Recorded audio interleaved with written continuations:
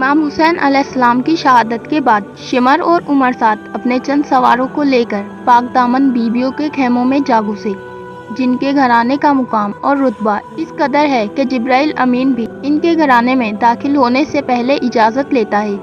جب شمر خیموں کے قریب پہنچا تو سیدنا زینب علیہ السلام نے اس سے پوچھا، اب کیا چاہتے ہو؟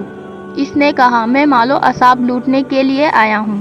حضرت زینب نے کہا، افسوس اے شمر، تجھے دولت کی محبت نے اتنا اندھا کر دیا۔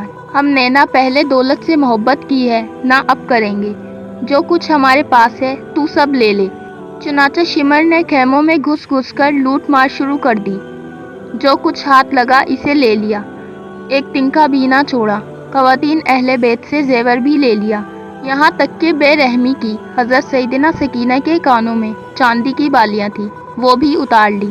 اس پر وحشانہ پن کیا کہ تمام عورتوں اور لڑکیوں کے سروں سے چادریں بھی اتار لی۔ اس وقت وہ سب ننگے سر ہو گئیں۔ افسوسناک امر یہ ہے کہ کسی غیر نے انہیں بلکہ ان کے قریبی رشتہ داروں نے ہی انہیں لوٹا اور ننگے سر کیا۔ عمر سعد نے اپنے لشکر کو آواز دی کہ چل خیموں کی تنابیں گرا دو اور حسین علیہ السلام کے خیموں میں آگ لگا دو، تاکہ امام حسین علیہ السلام کے سب بچے اور عورتیں جل کر مر جائیں۔ سیدنا زینب فرماتی ہیں کہ میں اس مصائب پر کھڑی رو رہی تھی کہ ایک معلول میری طرف آیا اور میرے کانوں کی طرف دیکھا۔ وہ میرے کانوں سے گشوارے اتار رہا تھا اور رو بھی رہا تھا۔ میں نے اس لائن سے کہا، تجھ پر تعجب ہے، تو میرا زیور اور میری چادر تو لوٹتا ہے اور روتا جاتا ہے۔ کشی نے جواب دیا کہ میں تم اہل بیت کی بے بسی مصائب پر روتا ہوں۔ وہ فرماتی ہیں کہ اس وقت میں نے کہا، اے ظالم، حق تعالیٰ تیرے دونوں ہاتھوں پاؤں کو قطع کرے اور تجھے آتش جہنم سے پہلے آتش دنیا میں جلائے۔ اس کے بعد وہ معلوم آگے بڑھا اور امام زین العابدین کے سرہانے آ کر کھڑا ہو گیا۔ حضرت زین العابدین شدت مرض سے چمڑے کے فرش پر تھے۔ اس بے رحم نے اس فرش کو بھی اس زور سے کھینچا کہ وہ امام مظلوم منہ کے بل خاک پر گر پڑے۔ اس وقت عمر سعد معلوم اپنے ساتھیوں سمیت نہایت ہی غرور کے ساتھ خیام حسین میں داخل ہوا۔ جب ان بے کسوں نے اس بے رحم کو دیکھا، بآواز بلند فرمانے لگے کہ ہم سب رسول اللہ کی بیٹیاں ہیں اور ہمارا کوئی وارث باقی نہیں رہا۔ ہمیں بے وارث سمجھ کر تیری فوج نے ہمارے سروں سے چادریں چھین لی۔ خدا اور رسول کے واسطے ان ظالموں سے کہہ کر ہماری چادریں واپس دلا دے کہ ہم غیرت کے مارے مر رہے ہیں۔ بس عمر سعد نے ان موضوعات کے گرازادی دیکھ کر اپنی فوج کو حکم دیا کہ چادریں واپس کر دو۔ حمید کہتا ہے کہ خدا کی قسم عمر سعد کے کہنے کے باوجود کسی نے چادریں واپس نہ کی۔ اس کے بعد عمر سعد عابد بیمار کی طرف دیکھ کر کہنے لگا، اے ظالم، حسین کی اس نشانی کو کیوں زندہ رکھا ہوا ہے؟ اب اس بیمار کو جلد قتل کرو۔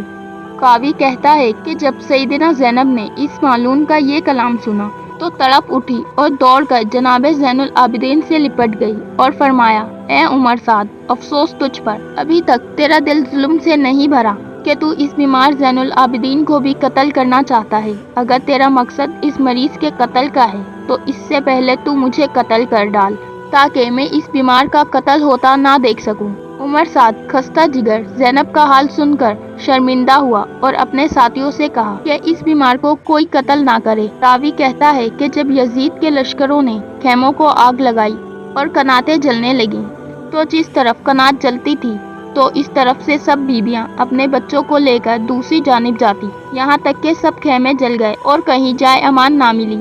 ایک عجیب قیامت کا سما تھا۔ حمید بن مسلم کہتا ہے کہ میں نے ایک بچی کو 3 یا 4 سال کی ہوگی دیکھا، خیمے سے یا اماں یا آقا کی فریاد کرتی ہوئی نکلی اور ایک جانب دوڑتی جاتی ہے، کانوں سے خون جاری ہے، کرتے کے دامن کو آگ لگی ہوئی ہے اور وہ معصوم قسمی کے باعث اس کو بجھا نہیں سکتی ہے، چاروں طرف دوڑتی ہے اور وہ آگ بڑھتی ہے۔ یہ حال دیکھ کر میں برداشت نہ کر سکا اور پوچھا، اے بچی، تو کون ہے؟ اس صاحبزادی نے رو کر فرمایا، حضرت امام حسین علیہ السلام کی بیٹی سکینہ ہوں۔ امام حسین علیہ السلام نے جناب زینب سے ودا ہوتے ہوئے یہ وصیت کی تھی کہ بہن زینب، میری شہادت کے بعد ہمارے بچوں کا بہت خیال رکھنا اور میرے یتیم بچوں پر ماں کی طرح شفقت کرنا۔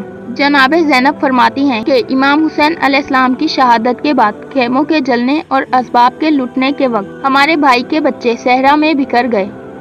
میں نے اپنے بھائی کی وصیت کے مطابق چاہا کہ ان معصوم بچوں کو ایک جگہ جمع کروں गर्स ने हर तरफ तलाश करके इनके बच्चों को एक जगह इकट्ठा किया, लेकिन 2 बच्चों का कहीं नामो निशान ना पाया। मैं परेशान होकर अपनी बहन उम्मे कुलसुम को आवाज़ दी कि ए बहन, 2 बच्चे नहीं मिल रहे, जल्द आओ। मैं अपनी बहन के साथ मुक्तल में इस ख्याल से पहुंची कि शायद अपने बाप की लाश से लिपटे होंगे, मगर वहां ना थे। परेशान होकर फरात की तरफ गई, वहां भी सुराग ना मिला।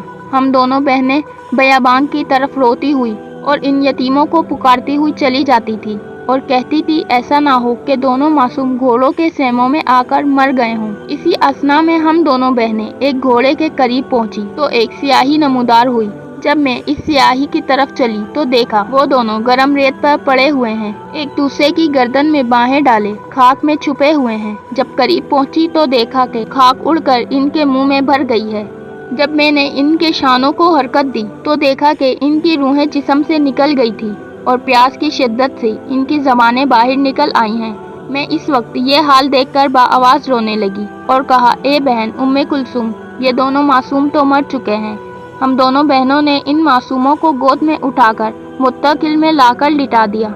जनाबे फातिमा फरमाती हैं कि मैंने एक मालूम को अपनी तरफ आते देखा। इसे देखकर मैं जंगल की तरफ भागी कि शायद इसके जुल्म से बच जाऊं, मगर इस बेरहम ने मेरा तकब किया और मैं नातवानाई के बाइस थक कर रुक गई। वो मालूम मेरे करीब आया और मेरी पुश्त पर नोके नेज़ा इस जोर से मारी कि मैं मुंह के बल जमीन पर गिर पड़ी और इस मालूम ने मेरे कानों से बेरहमी से गश्वारें खींची कि मेरे कान जख्मी हो गए और इनसे खून जारी हुआ और तमाम मुंह लहू से तर हो गया। इसके बाद इस बेदीन ने मेरे सर से चादर और मखना उतार लिया और फिर खेमा गाह की तरफ चला गया। मैं इस सदमे से गश खाकर जमीन पर गिर पड़ी। थोड़ी देर के बाद जब मुझे गश से अफाका हुआ तो मैंने देखा कि फूफी ज़ैनब मेरे सरहाने बैठी रो रही हैं। मुझसे फरमा रही हैं कि ए बेट उठो, चलो देखे कि तुम्हारी बहनों और भाई ज़ैनुल आबिदीन पर क्या गुजर रही है। मैंने कहा, फूफी अम्मा मैं क्या उठूं कि एक मालूम मेरे सर से चादर और मखना उतार कर ले गया है और मुझे शर्म आती है कि मैं इन नामहरमों के सामने बरहना फिरूं। अगर आपके पास कोई चादर हो तो वो मुझे इनायत कीजिए कि मैं इन नामहरमों से सर और मुंह छुपा लूं। ये सुनकर वो बीबी बहुत रोने लगी और फरमाया, ए बेटी, तू अपनी सर बरहानगी की मुझसे क्या शिकायत करती है? तेरी फुप्पी भी तेरी तरह सर बरहाना है। और ये सुनकर वो बेबसी पर खूब रोई और बीबी के हमरा ख़याम अहले बैत में पहुंची। जब वहां पहुंचे तो हमने देखा कि हमारा तमाम असबाब लुट गया है और सब बीबियां बेमकना चादर सर बरहाना मातम कर रही हैं और हर तरफ से रोने और पिटने की आवाज़ बुलंद हो रही है। मेरे भाई इमाम ज़ैनुल आबिदीन शिद्दत मर्ज़ के बाइस मुंह के बल ज़मीन पर पड़े हैं और इनमें उठने बैठने की ताकत नहीं है। हम इस मजलूम के सरहाने बैठ गए और इनकी बीमारी, लाचारी और यतीमी पर रोने लगे। करबला के मैदान में शाम हो गई। ये शाम किसी अंदुनाक शाम है जो आले रसूल के खून से रंगीन है। अहले बैत के गिने चुने अफराद, जिनमें औरतें और बच्चे, एक मर्द ज़ैनुल आबिदीन है, इन पर शिद्दत जारी है। इनके खेमों में आग लगने और इनका साजो सामान लुटने की शाम है। ये बेबसी और गरीब अल्तवानी की शाम है। ये शाम इस्लाम ही की नहीं, इंसानियत की तारीख में भी रहती दुनिया तक वो शाम कहलाएगी जो जुल्म जफा पर सब्र और रजा की दास्तान सुनाती रहेगी। अगरचा ये शाम गरबान है, मगर इस दंदलाई शाम में हुसैन का नाम सदा जगमगाता रहेगा।